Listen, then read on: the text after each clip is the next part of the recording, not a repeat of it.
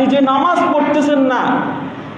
ইমাম হুসাইন রাদিয়াল্লাহু তাআলা আনহু তো কারবালার ময়দানেও নামাজ ছাড়েন নাই।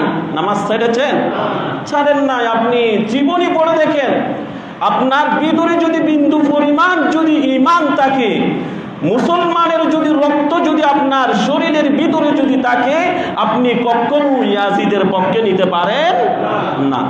কারণ এটা হচ্ছে ঈমানের মাপকাঠি।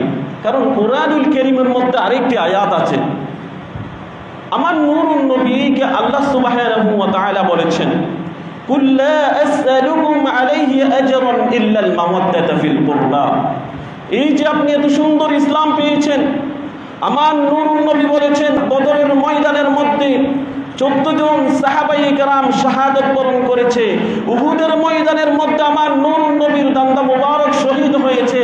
আমি কোনো কিছুর বিনিময় তোমাদের কাছে চাই না, শুধুমাত্র একটি জিনিস চাই, সেটা হচ্ছে ইল্লাল মাওয়াদ্দাতা ফিল কুরবা। আমার আহলিয়াতের প্রতি, আমার আহলে বাইতদের প্রতি ভালোবাসা চাই। উচ্চ আওয়াজ দিয়ে বলুন সুবহানাল্লাহ।